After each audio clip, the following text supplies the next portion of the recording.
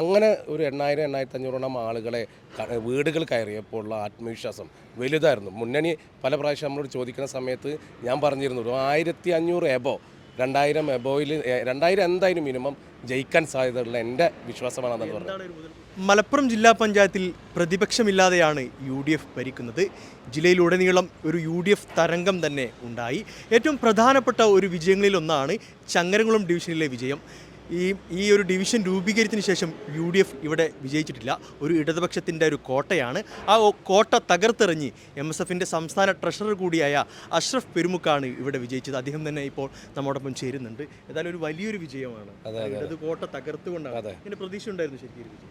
ഈ 25 വർഷത്തിന് ശേഷം ഐക്യജനാധിപത്യ മുന്നണി ഈ പാർട്ടിയും ഈ ചുമതല ഏൽപ്പിക്കുന്ന സമയത്ത് തന്നെ നമ്മൾ പ്രതീക്ഷ അതൊരു ഫൈറ്റ് ചെയ്യുക, ഒരു യുവ നേതാവിനെ ഇറക്കി ഫൈറ്റ് ചെയ്യുക എന്ന തീരുമാനത്തിലാണ് പാർട്ടി എന്നെ ഏൽപ്പിച്ചത് ഈ ഉത്തരവാദിത്വം. വോട്ടർമാരെ സമീപിച്ച് 1-ാം റൗണ്ട് പൂർത്തിയാക്കുമ്പോൾ തന്നെ ഞാൻ പല ആളുകളോടും ഈ പ്രാദേശിക മീഡിയ ആളുകളോടും പത്രമാധ്യമങ്ങളോടൊക്കെ നമ്മൾ ഇൻ്റർവ്യൂ ചെയ്യുന്ന സമയത്തൊക്കെ പറഞ്ഞിരുന്നു ഇത് തിരിച്ചു പിടിക്കും, യാതൊരു സംശയമില്ല. അതുമാത്രമല്ല ഈ ഡിവിഷൻ്റെ എൻ്റെ അകത്തുള്ള മുഴുവൻ ബ്ലോക്ക് ഡിവിഷനും ഈ നഷ്ടപ്പെട്ടു പോയ എൻ്റെ ഡിവിഷൻ്റെ അകത്തുള്ള മുഴുവൻ പഞ്ചായത്തുകളും തിരിച്ചു പിടിക്കും എന്ന് പറഞ്ഞിട്ടാണ് ഈ ക്യാമ്പയിനിൽ ഇറങ്ങിയത്. 2-ാം ഘട്ടം റൗണ്ട് പൂർത്തീകരിച്ചപ്പോൾ തന്നെ ഐക്യജനാധിപത്യ വളരെ ആത്മവിശ്വാസത്തിലാണ്. എങ്ങനെ ഫൈറ്റ് ചെയ്താലും കിട്ടാത്തൊരു ഡിവിഷനാണ്. പക്ഷേ നമ്മളത് ആത്മവിശ്വാസത്തിൽ തന്നെ 3-ാം റൗണ്ടിലേക്ക് പ്രവേശിച്ചു. ആ ഒരു തെരഞ്ഞെടുപ്പിൻ്റെ ഞാൻ ചെയ്തതെന്ന് പറഞ്ഞാൽ സാധാരണ ഒരു ജില്ലാ പഞ്ചായത്ത് ഒരു സ്ഥാനാർത്ഥി വീട് വീടാൻ തരൊന്നും വോട്ട് ചോദിക്കാറില്ല. ഞാനൊരു 8,000-ഓളം വീടുകൾ കയറി വോട്ട് അഭ്യർത്ഥിച്ചു എന്നാണ് ഏറ്റവും വലിയ ആത്മവിശ്വാസം എനിക്ക് നൽകിയത്. വോട്ടർമാരെ സമീപിച്ചു എന്നുള്ളതാണ്. ഒരു പക്ഷേ ഒരു ഭാഗത്തൊക്കെ ചെല്ലുന്ന സമയത്ത് 3 വോട്ട് അത് ജില്ലാ പഞ്ചായത്തിലേക്കാണോ എന്നൊക്കെ സംശയം പ്രകടിപ്പിക്കുന്ന വോട്ടർമാരുണ്ടായിരുന്നു. ജില്ലാ പഞ്ചായത്ത് എങ്ങനെയാണ് വോട്ടെടുപ്പ് അതുപോലും അറിയാത്ത അല്ലെങ്കിൽ ഒരു സ്ഥാനാർത്ഥിയെ പോലും കാണാത്ത ഒരു സ്ഥിതിവിശേഷമാണ്.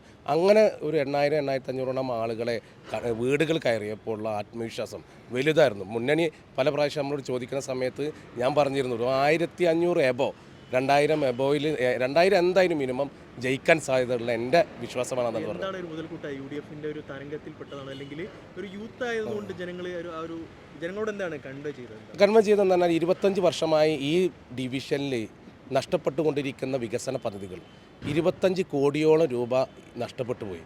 ഒരുപാട് വികസന കാര്യങ്ങൾ ഈ പ്രദേശം എന്ന് പറഞ്ഞാൽ കാർഷിക മേഖല ഏറ്റവും കൂടുതൽ ഊനം നൽകേണ്ട ഒരു പ്രദേശമാണ്. 625ഓളം വരുന്ന കോൾ മേഖലകൾ എൻ്റെ ഈ ഡിവിഷൻ്റെ അകത്തുണ്ട്. ആ ഡിവിഷനിൽ ഒന്നും ചെയ്യാതെ പോയത് ഞാൻ വികസനം പറഞ്ഞു, എൻ്റെ കാഴ്ചപ്പാടുകൾ പറഞ്ഞു, വോട്ടർമാരെ സമീപിച്ചു. അതിലേറ്റവും വലിയ ഹൈലൈറ്റ് എന്ന് പറയുന്നത് ഞാൻ എല്ലാ ആളുകളെയും വീട്ടിൽ കൊണ്ട് പോയി വോട്ട് ചോദിച്ചു എന്നുള്ളതാണ്. അത് ഒരാൾക്കും സാധ്യമാകാത്തൊരു സംഗതിയാണല്ലോ. അത് ചെയ്തതോടുകൂടിയാണ് വോട്ടർമാരെ ഫേസ് കണ്ടു, പേര് പരിചയപ്പെടുത്തി. പിന്നെ എൻ്റെ ഹോം ടൗൺ ആണ്. സംഘടനാ രംഗത്തും സമര പോരാട്ടങ്ങൾക്കൊക്കെ സ്ഥിരമായി എൻ്റെ പ്രദേശമാണ്. എന്നെ എല്ലാവർക്കും അറിയാവുന്നതാണ്. പൊതുരംഗത്ത് അങ്ങനെ ഒരു പാർലമെൻറ്റ് പൊളിറ്റിക്സിലേക്ക് വന്നിട്ടില്ല എന്ന് മാത്രമേ എന്നെ സംബന്ധിച്ചിടത്തോളം. പ്രധാനപ്പെട്ട ഒരു കാര്യം സ്വാഭാവികമായിട്ട് ഒരു ഇടത് കോട്ടയായതുകൊണ്ട് ഒരു പ്രതീക്ഷ ഉണ്ടായിരുന്നു ശരിക്കും ഫൈറ്റ് ചെയ്യാന്നുള്ള മൂഡിൽ തന്നെ ഇറങ്ങിയത്. ഫൈറ്റ് ചെയ്യാന്നുള്ള, അതായത് പാർട്ടി ഏൽപ്പിക്കുന്ന സമയത്ത് വേറെ മറ്റുള്ള ആളുകളൊക്കെ ഒരുപാട് ആളുകൾ പരിഗണിക്കപ്പെടുന്ന സമയത്തൊക്കെ വിജയപ്രതീക്ഷ കുറഞ്ഞതുകൊണ്ട് ഒരുപാട് ആളുകൾ പിന്മാറിയ ഒരു ഡിവിഷനാണ്. ആ ഡിവിഷനിൽ പാർട്ടി ചുമതല ഏൽപ്പിച്ചപ്പോൾ അന്ന് മുതൽ വിശ്രമമില്ലാതെ എല്ലായിടത്തും ഞങ്ങൾ ക്യാമ്പയിനുകൾ ഐക്യജനാധിപത്യ UDFൻ്റെ ഡിവിഷൻ കമ്മിറ്റി വളരെ മനോഹരമായി ഇതിനെ പ്രവർത്തനങ്ങൾ രൂപീകരിച്ചു എന്നുള്ളതാണ്. 3 ഘട്ടം എന്ന് പറഞ്ഞാൽ ആദ്യത്തെ ഘട്ടം എന്ന് പറഞ്ഞാൽ എല്ലാ 58 വാർഡിലെ മുഴുവൻ ഐക്യജനാധിപത്യ മുന്നണിയുടെ നേതാക്കന്മാർ, പ്രധാനപ്പെട്ട ആളുകൾ, പ്രമുഖർ എല്ലാവരെയും നേരിൽ കണ്ടു.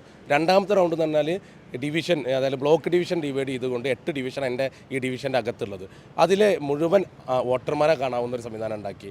രാവിലെ മോർണിംഗ് വാക്കോട് കൂടി തുടങ്ങും, രാത്രി 10:30 വരെ എല്ലാ വോട്ടർമാരെയും കാണുകയാണ്.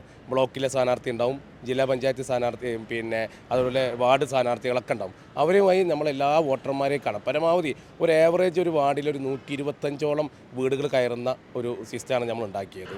അത് കണ്ടതിന് ശേഷം 3-ാം റൗണ്ട് തന്നെ പരസ്യ പ്രചരണങ്ങൾ, മൈക്ക അങ്ങനെയുള്ള കാര്യങ്ങൾ ഉപയോഗിച്ചുകൊണ്ട് 3-ാം ഘട്ട പ്രചരണം നടത്തി. പിന്നെ നിശബ്ദ പ്രചരണത്തിൻ്റെ ഭാഗമായി ഒന്നും കൂടിയും നമുക്ക് കാണാൻ വിട്ടുപോയ ആളുകൾ ഒന്നും കൂടി കാണേണ്ട വീടുകൾ അങ്ങനെ കയറിയിട്ടാണ് നമ്മളോട്ട് അതെ, അതൊരു സംശയമില്ല. ഇവിടെയുള്ള ആളുകൾ പല ആളുകൾ ഇപ്പോൾ CPMനോട് അനുഭാവമുള്ള ആളുകൾ, മറ്റു പാർട്ടികളോട് അനുഭാവമുള്ള ഒരുപാട് ആളുകൾ എൻ്റെ റിസൾട്ടിനെ ഇക്കാരം ചിലപ്പോൾ പക്ഷേ ഏറ്റവും ലേറ്റായി വന്ന ഒരു റിസൾട്ടാണ്. എല്ലാം പച്ച കാണുമ്പോൾ എൻ്റെ ഈ ഡിവിഷൻ മാത്രം റെഡായി കാണുമ്പോൾ ഒരുപാട് ആളുകൾ CPM അനുഭാവികൾ അതുപോലെ LDFിനോട് താല്പര്യമുള്ള ആളുകളൊക്കെ വിളിച്ചു ചോദിക്കുക എന്ത് സംഭവിച്ചു എന്നാണ് ചോദിക്കുന്നത്.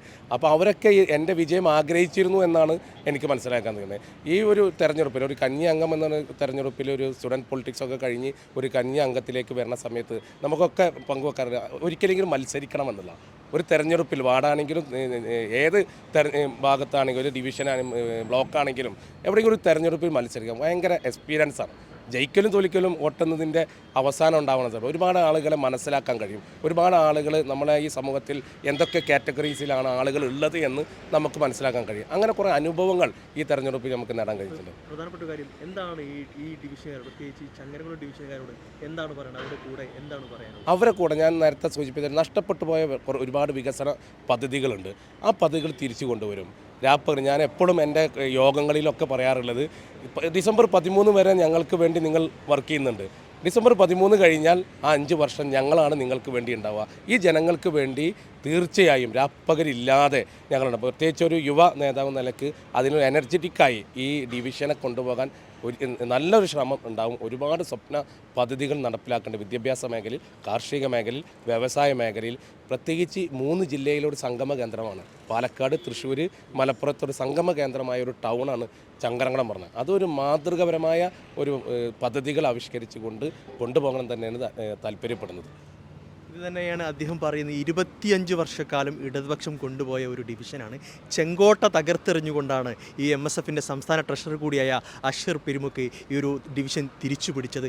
ഏതായാലും ചങ്ങരകുളത്തുകാരോടൊപ്പം ഉണ്ടാകും എന്ന് തന്നെയാണ് വികസന പ്രവർത്തനത്തിലും അവരുടെ എല്ലാ മേഖലയിലും ഉണ്ടാകും എന്നുള്ളൊരു ഉറപ്പാണ് അദ്ദേഹം അറിയിക്കുന്നത്. ജിത്തു വട്ടത്തിനൊപ്പം യൂനുസ് അഹമ്മദ്, മീഡിയ 1 തിരൂർ.